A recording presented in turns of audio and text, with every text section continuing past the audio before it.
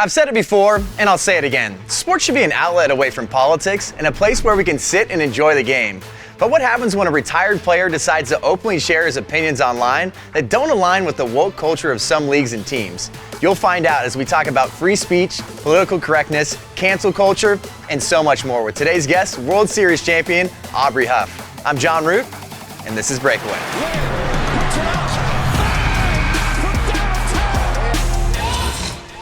Well, welcome to Breakaway. We're sitting down with today's guest, who's a two-time World Series champion with the San Francisco Giants. He's also a Silver Slugger Award winner, and he is always unashamed and unafraid to share his politics online. Aubrey Huff, welcome to the show. Thanks for having me, John. Pleasure to be here, man. So back in early August, let's read this off. It finally happened. The beta cucks and liberal Karens over at Twitter hate when people speak the truth or make money off their liberal platforms. That was in an Instagram post alongside getting permanently banned on Twitter. What happened? Well, I think it was, what got me banned was basically they said it was COVID misinformation, spreading misinformation, and that's what ultimately got me. And I'm like, which one? Because I spread so many of them, right? So I didn't know which one it was. But, you know, the funny thing was the amount of papers, liberal platforms that were just celebrating my demise was just absolutely... It was like liberal tears. It just felt so good. But yeah, it is what it is. Well, that's what you said. You wear it as a badge of honor that you are suspended permanently. I enjoyed Twitter. It allowed me to be a little bit more brash on Twitter. I like to be a little, you know. Oh, we know that. Toe the line of offensiveness, you know, and see just how far you can go in this politically correct world. But whether people agree with your takes or not, I feel like this has got to be a dangerous precedent that Twitter is setting right here. Well, what's scary is like if you can take out the most powerful man in the world on Twitter, Donald Trump, I mean, that's power that you can't buy. Well, apparently they can buy it. Yeah. But it's just scary when you have, like I said, the liberal blue-haired Karens and beta cucks that are running Twitter and Facebook that are ruining this country. And I feel like we have an attack, not only on free speech, but an attack on, more importantly, I think, masculinity, right? And that's kind of why I'm doing my T-shirt thing now is, you know, I'm raising two boys, 12 and 10, and I am absolutely terrified for the future that we have here with this country, them growing up. Well, it's kind of scary to me that we live in a world where Jack Dorsey and his gremlins over at Twitter, they say that it's too dangerous for Aubrey Huff to have a Twitter account, but the Taliban and extremist groups like that, it's totally fine for them to be on Twitter. I just don't understand the world that they live in. I don't understand the liberal voter that voted for Biden. Like for me, like if you're seeing what's going around in the world the last 8 months, how can you with any conscience say, you know what, I'm proud of that decision. But they are so, I think, ashamed of their decision that they will never, ever admit that they would regret their vote. And they want to take everybody else down with them. Yeah, they show their bias consistently too. And I feel like that's what I love about Turning Point. Like, you know that we're a conservative company. We're going to share conservative ideals. And then now these big tech companies are saying, hey, this is what we feel. And we're going to get into it a little bit later. You have teams and leagues that are saying, like, now this is where we're at politically. So if you don't align with that, you're gone. Well, look at the Cleveland Indians. I mean, I woke, and it's funny they did this in the middle of the night, right? When everybody's asleep, you wake up and you look at the news in the morning. The Cleveland Indians, who's been around forever, who, when they were originally, they had an Indian player on their team, and they wanted to commemorate him, you know? Yeah, what a great way to... Yeah, and it's called the team the Indians. And they cancel it? They cancel Chief Wahoo, right? And the Guardians, where do you come up with that? So I actually made a T-shirt that had the logo of the Indian, and it had the middle finger that said, cancel this. I had it pre-ordered. It's too good. And it's my bestseller. However, I just got an interesting kind of a cease and desist from MLB to not use anymore. I'm like, whoa, whoa, whoa, whoa.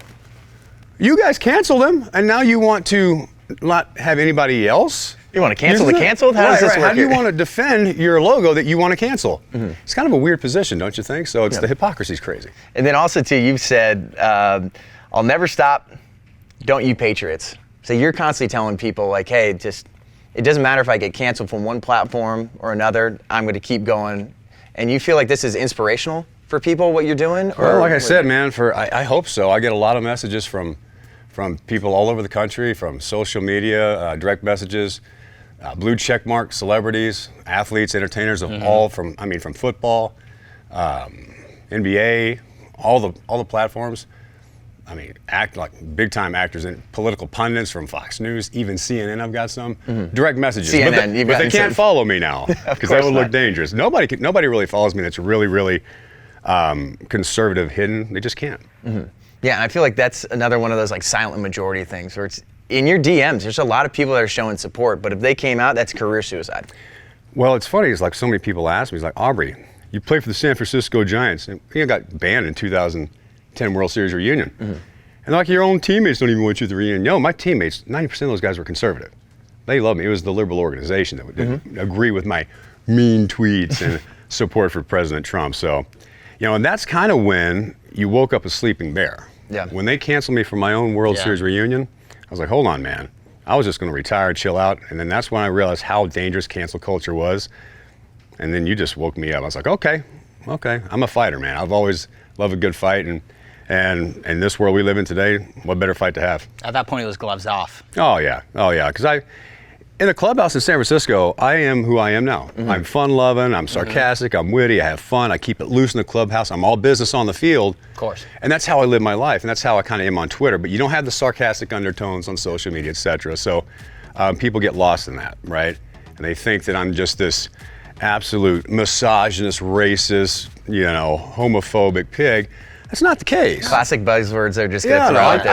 I'm just having fun, it's like a comedy to me. And see how far I can go to really make people upset, right? Especially these people that are so offended that wake up every morning and just look for something to be offended. I want to see if I can kind of poke at them a little bit.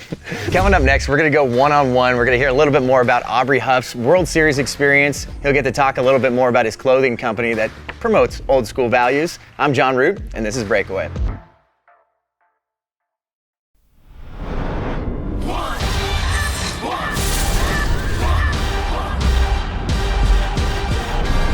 Welcome back to Breakaway. We're sitting down with World Series champion, Silver Slugger award winner, and this might be the only show that would allow you on. So it's so good to have you here, Aubrey. But let's talk about your career. You obviously won a couple championships with the San Francisco Giants, Silver Slugger award winner. Looking back in your career, how do you view that career? Was it successful? Do you feel like you did everything you wanted to do? Everything I ever wanted to do. When I was a kid, I just wanted to play Major League Baseball, right? I didn't think about making $1 million. I just loved playing baseball, and I always dreamed of becoming a Major League Baseball player, and I exceeded it far and away whatever I thought I would accomplish. A couple World Series, made, which I like to brag on social media about. Whenever people rag on me, I'll just throw that career salary at them. A couple World Series, like I said, actually hit for the cycle once, which is hard to do for a guy that doesn't run very well, and an inside the park home run. So I checked off a lot of cool things in my career, and my kids got to see me play and go into the locker room. That was in San Francisco. We were like a month in the season. They brought me over to hit home runs. Yeah. And I'm hitting cleanup for the Giants. I have 0 home runs through the entire month. I'm like, oh my gosh, I'm starting to get some scattered boos. I hit a ball so far in that 421, goes out any baseball park in the world. And it's just not in San Francisco. Hits one of the archways, boom, ricochets to the right. And I knew right then, as soon as I hit first, nobody's getting that. I'm like, whoo. You see the replay, man, my legs are going everywhere around third. And it's I don't ever want to do it again. It's an awesome feeling, but I would never want to do it again because I'm not an athlete. Yeah. I'm a baseball player. So having said that. That 2010 World Series. Obviously, for me as an A's fan, it was tough to see the Giants win. But in general, what you guys continued to do every single even year, believe in every single time. Was there one moment that stood out above the rest, that one specific World Series? Yeah, the 2010 entire team. It was weird. We were called the Misfits, right? Bruce Bochy was, a legend in himself. Best manager I've ever played for. Great guy, too. Oh, unbelievable nice guy. Hall of Fame worthy, no doubt. But when I went to the Giants in 2010, I look around that clubhouse, I didn't see like a winning team, but I saw a winning clubhouse. Each and every one of those guys, and I've never felt that chemistry before in my life, instantly within the first day going to a new team. It was just a bunch of older guys, 30, 35 years old, many of which have come from other teams that they didn't want them anymore. And I think we had that common denominator. We all had a bond, and I maintain to this day, you go out and get the most expensive superstars on a team, you got all the egos, you don't win. You don't win. When you get a clubhouse full of guys that love each other, that are baseball players, that are just grinders. You get those guys in a situation where not a whole lot's expected of you, but that's a dangerous team. And then now let's transition to you outside of baseball. We talked about social media a little bit, but especially on social media, you are so vocal about what's going on with COVID. Yeah. Like, has there been any time where you've kind of been hesitant to share things? You know, when COVID came out, when it first came out, I think one of the NBA guys got it, and I was like, whoa, a little scared. Even I was freaked out. Of course I wore the mask. You know, I'm thinking, man, are people going to start dying in the streets? This is kind of scary, the way the media was hyping it up. So even I was worried. But what I always had is like a really strong common sense, you know, which I think we've lost a lot in the world. I'm able to read the room, and when 2 + 2 doesn't equal 4, I question it. Well, you heard that's racist. Yeah. Too. Oh, yeah. Of course. Math is racist. But you know, I've never been hesitant, whether it's, you know, my opinions, my beliefs, my values, and you know, when I didn't get invited to the World Series reunion, and you know, all my haters wear me out about that. I don't need to go out on the field. I have those memories. I don't need to tip my hat, you know, to feel validated for something I did with my teammates. I've already had those memories. I don't care. And so I speak my mind. I always have. A lot of people don't like it. A lot of people do. And it's amazing now. People come up to me now more than ever, and it's never for baseball. I love your social media. I'm like, wow. It just amazes me that, you know, all the stuff that I was able to accomplish, blessed to accomplish in baseball, what I'm being known for now is social media. Yeah. I'm like, which I hated social media when I first started it, but you know, I can certainly. You probably just wanted to focus on baseball. Yeah, It's just like, I'm here to win World Series titles. I want to win more Silver Slugger awards. That's what I want to do. Yeah, that's what's crazy about a lot of players today. They are so branded. They brand themselves on social media, which, you know, I never did when I played, which I probably should have done, because I'm looking at it now, these guys are making millions on social media, and it's become a really big money-making platform. And speaking of making money, you've been making some money off this T-shirt company. You're rocking that Alpha American. You're talking about, you stand for old school values. You want to stand up for masculinity. And with all this talk about toxic masculinity is just plaguing our society, how do you feel like your company and yourself is pushing back on that? Well, yeah, I mean, like I said earlier, like when I got canceled for my reunion, that woke me up, man. I just realized how powerful cancel culture was, and how, you know, nobody's pushing back. I see a lot of women pushing back to what's happening around the world today, a lot more so than men. When I go to rallies, I see a lot more women than men, and it's like, this is interesting. And I feel like we just don't have enough men who's out there. Now granted, I'll say this, a lot of men work, and there's a lot of conservative men that go out there and work every day, and they don't have that voice to be able to say something because they know they get fired, can't put food on the table. I get that. I'll be that voice. I don't have no problem with that, no problem. But yeah, I mean, I've had it with just seeing like this administration, how weak it is, how soft it is. All of our politicians, seemingly, even on the Republican side, they're the old, frail guys that you can barely walk, and we need some like old school, traditional alpha male values, right? I think that's the only way we save this country. And who are they attacking, right? It seems like the biggest attack on an individual today is the strong, patriotic male. And you know, it starts, I think, in our school systems and through our children, through our boys, and it goes all the way up through work, and it's an epidemic. That's the real pandemic. Yeah, and I think with sports too, like that's a great way to bring out masculinity, values, really making sure that like you're working as a team, and the kind of values that we're constantly hearing about in sports that we need to get back to. We don't need to hear about politics anymore. We need to hear about these values and how we can build up these men. So I think what you're doing has been incredible with that T-shirt company and just being unfiltered and unashamed to sharing your views. Cancel culture, it plagues our society, and this guy got canceled from his 10-year World Series reunion. We're going to dive into that a little bit more next. I'm John Root, and this is Breakaway.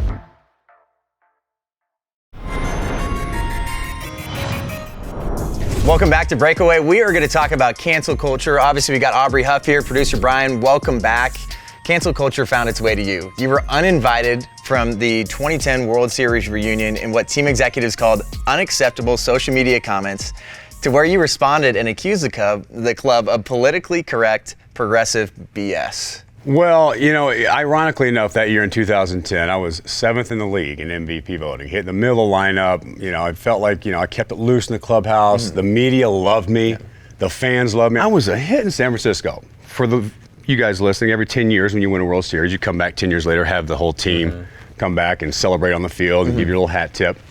And it was around January that year, And I got a call from Larry Bear, the CEO of the Giants. I'm thinking to myself, oh, hey, there's Larry. So I answer the phone. I was in the gym. Endorphins are flying high. And he says to me, Aubrey, hey, unfortunately, I hate to say this, but it's a unanimous board decision. We're going to have to uninvite you to the World Series. Or, I thought, is this an April Fool's joke? I kind of laughed. Come on, Larry. Come on. Because we mess with each other all the time. Because you're not hearing this from any of your teammates or your ex-coaches. You just have Larry call you and say. Larry, out of nowhere. And I'm thinking to myself, Larry, are you serious? He said, yeah, Aubrey, I'm sorry. There's nothing I can do. The board was unanimous. And I'm like, whoa. Hold on. For what? And he said, well, they found your tweets are very offensive. And I'm like, whoa. I tweet words and I'm uninvited in my World Series game? Come on, bro. Are you serious? And I was hot. And I said, hold on. This doesn't make any sense. Does this have something to do with my support for Trump? Like 80% of my tweets at that time were like 100% Trump. You're like, cut the BS. Let's talk about this for real. Yeah. He got really quiet for about 5 seconds. Well, we get a little bit of that from the fans calling in and whatever. We get some backlash, but that's not the whole thing. I'm like, oh, come on, that's all of it. So that was pretty much in the nutshell. Now, the funny thing is, my teammates, they all pretty much think like I do on that team in 2010, which everybody else in San Francisco don't believe. I mean, so I'm not going to name any names, but just put 90% of that team, pretty much the same values I have. Yeah. Man, it really goes to show you how much 10 years can change the political landscape and obviously how much it's affected sports. I mean, you went from being a fan favorite to they don't want you around anymore. It's crazy. In the last 10 years, what I've seen the transition in sports, it's unbelievable and how unpopular it's becoming all across the board, whether it's baseball, NBA, football, whatever. And I think it's all happened with this social justice warrior nonsense, right? The average fan, who typically is the male beer-drinking American, who wants to come to the... Amen, brother. You're right. Who wants to go out and drink some beer, chuck some beers with his buddies, and watch men hit each other on the football field. They don't want to see their favorite athletes kneeling for a country that they love. They're force-fed this political narrative, this social justice warrior nonsense daily at work, on TV, on commercials, everywhere they look. They want to go to sports and they want to unwind. And when they see their athletes do that, they lose respect. They don't want to go. And you see it in the ratings. I was a diehard watching NFL. I can't watch anymore. I don't. I refuse to. No more NFL at all. No. That's how you got to hit. That's how you attack this stuff. You just got to turn it off, right? I don't care what your favorite team. You love Tom Brady, how he looks in his pants. I don't care. Just you got to turn it off. Turn it off. That's how you win this war. Yeah, that was my next question then too. It's like, how do conservatives combat this? Because in general, like, sports are my job, Brian's job, a lot of our jobs. So, like, I watch sports because that's a part of my living. But there's other people out there where if it's not associated to your living, you're basically telling them just turn off the television, stop watching until they change. Don't buy the jerseys. Don't buy any memorabilia. And what people don't know is when you go to a game and you don't have a lot of attendance, it's not going to hurt the ownership. Not really. Maybe concessions, but where these teams make their money is television revenue. But if the viewers aren't tuning in, then that eventually goes away as well. So I think that's where you got to not only not buy merchandise, but turn the TV off as well. And you've also said cancel culture is alive and well, targeting only pro-God and pro-American conservatives. Why do you think that is the target consistently? Well, I think what Trump did when he came in, I wasn't political when I played at all. I was definitely conservative, but I didn't really care who was president. You didn't really have to be. You just had to play ball. I just wanted to hit bombs and cash checks, dog. You know what I'm saying? So, and that's what I did. And so, when I got out of baseball, I kind of started paying a little bit more attention. I just was fascinated at how the media and everybody treated Obama. He was a rock star. He was a celebrity. He wasn't a president, right? And I'm like, wow, this is fascinating how this guy is really popular. And then Trump comes along, and just weeks prior to him entering the race, he was the American dream. He wasn't racist. Everybody loved him. Everybody wanted to be Trump. Oh, yeah. And then all of a sudden he wins. Now he's the biggest racist ever. The media hates him. Everybody wants him out. Impeach him immediately. What? Like I said, I'm common sense smart. That didn't make sense to me. So I'm sitting there thinking, wow, this is interesting. And I realized through Trump, as a guy that considers himself a Republican, I realized that I think sometimes we miss the fact that Democrats and Republicans, there's some really evil players on both sides that when he came in, it really threatened their way of life and their power, and they all needed to get him out. Now, there's some good eggs, no doubt, but I think through Trump, I just realized myself just how scandalous it can be on both sides. One thing's for sure, you never back down at all, and you're telling people to push back. Cancel culture is something that's absolutely plaguing conservatives, but I think a lot of people look to you, and they said, I might have to just pull a little Aubrey Huff. I might have to just go out guns blazing, and we're gonna go guns blazing in this next segment. 40-second shot clock. You're gonna be in the hot seat, rapid fire question. I'm John Root, and this is Breakaway.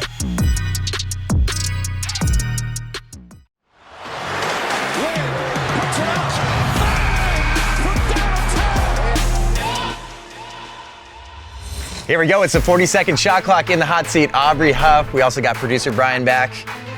3, 2, 1, here we go. Favorite follow on Twitter? Candace Owens. Toughest pitcher you ever faced? Pedro Martinez, hands down. If you could play catch with anyone in history, who would it be? My dad. Least favorite American city? Oh, Baltimore. Who is the greatest baseball player of all time? Nolan Ryan. What's your favorite song of all time? Amarillo by morning. Who's your celebrity crush? Scarlett Johansson. There you go. Same. If you ever get divorced, Scarlett, look me up. If you could have any superpower, what would it be? To fly Oh, Last question, favorite way to relax after owning the libs? with a beer. What kind of beer? The Liberal Tears Brew. Ooh, all right, we got to work on getting a sponsorship, but that is the 40-second shot clock. Well done, Aubrey Huff. There All we right. go, producer Brian, always a good job.